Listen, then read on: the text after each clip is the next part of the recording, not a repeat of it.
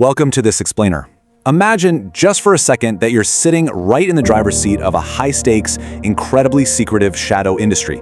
We are looking at a world that operates entirely out of sight, hidden behind boring corporate logistics and pristine clinic doors, yet it moves millions of dollars and human lives across the globe every single day. Look, this isn't science fiction, and it's definitely not some movie script. What we're breaking down today is a meticulously organized, highly illegal global supply chain built exclusively for the wealthiest people on the planet. Okay, so here's the scenario. Congratulations, you've just coordinated an international flight for a human kidney. You sourced it for a mere $5,000 from a desperate donor in Manila, but, and this is wild, by the time that specialized cooler touches down, it is going to sell for $200,000 to a desperate, incredibly wealthy buyer in Zurich. The markup here isn't just for the organ itself, right? It's for the ruthless, highly time-sensitive cold chain logistics required to keep that biological tissue viable. A kidney has a strictly limited shelf life outside the human body, so literally every minute counts. Beating that biological clock across international airspace, that's exactly the kind of logistical miracle that commands astronomical profit margins and builds secret empires overnight. But here's the absolute kicker to all of this. You aren't a doctor. You've never even stepped foot inside a medical school. You couldn't perform a basic appendectomy if you tried. Yet tonight, you are the most important person in the surgical theater. You are the invisible hand that makes human spare parts dance across 3 international borders. You're an architect of the shadow medical economy, running a sprawling global empire from a glass-walled penthouse, wearing a watch that costs more than most people's first house. But, as you watch the sunrise over the city skyline, you realize your phone has 3 different encrypted apps installed for a very, very good reason. So how do you even get into this? Well, believe it or not, this entire empire usually starts with something surprisingly mundane: boredom.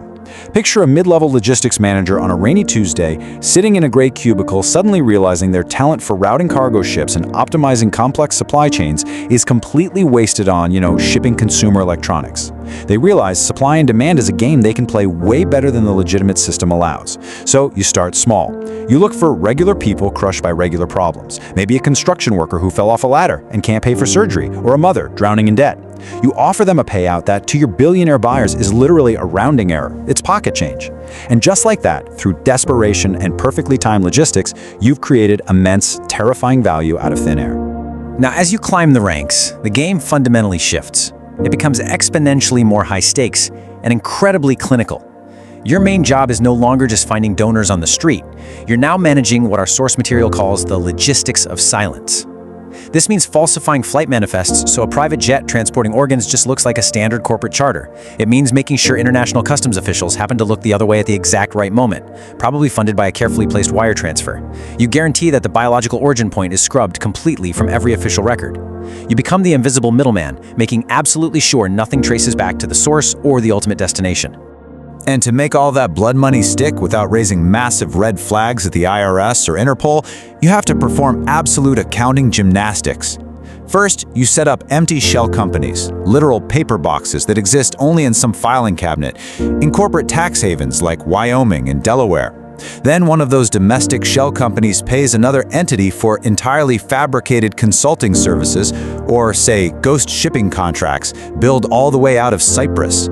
Finally, that freshly cleaned money zips offshore until it becomes a total ghost inside a highly secure Panamanian vault.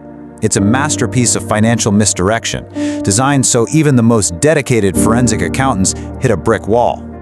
Obviously, to protect this massive financial and logistical operation, you employ an impenetrable digital mask. You rely on heavily encrypted networks, kind of like Tor, to bounce your signals all across the globe. We're talking about routing a single text message from a server in France down to a relay in Brazil and finally over to a receiver in Japan before it ever even reaches the intended surgeon.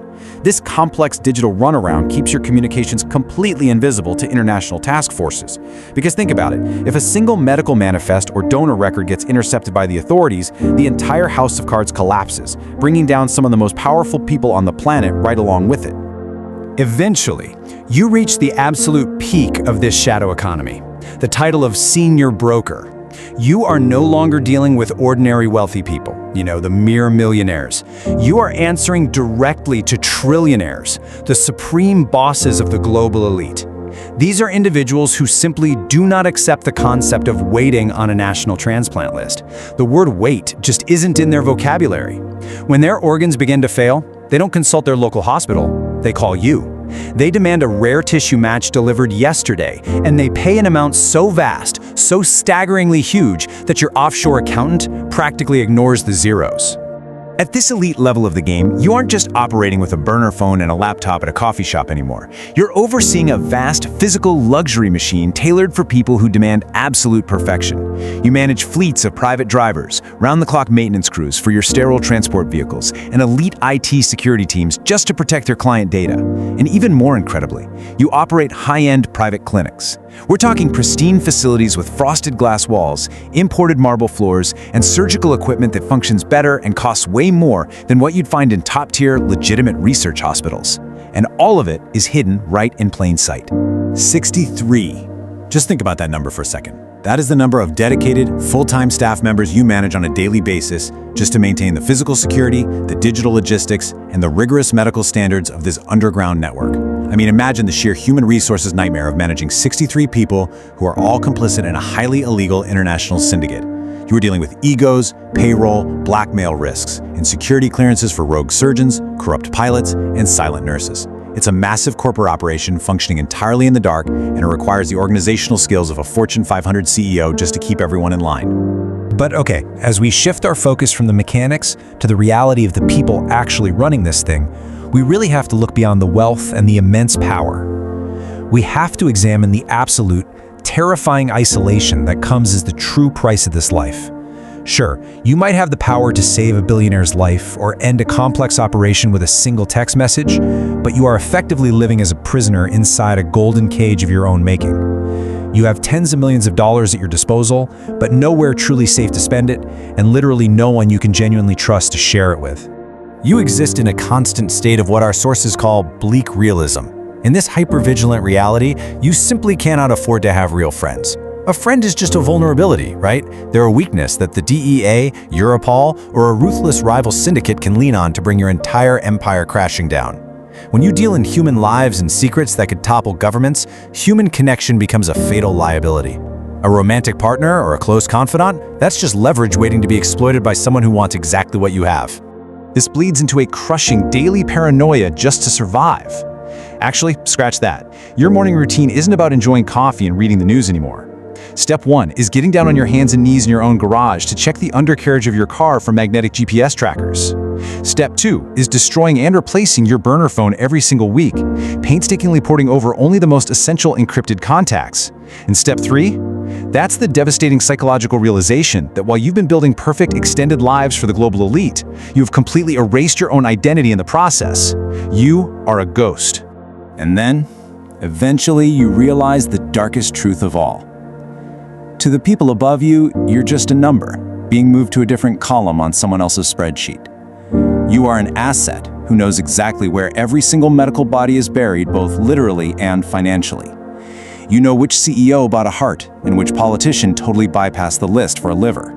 And to the trillionaires you serve, that knowledge makes you a very, very expensive loose end. In this business, you stay on the throne, managing the logistics of silence until the bitter end. Because in this golden cage, you don't ever get to simply hand in your 2 weeks' notice and retire.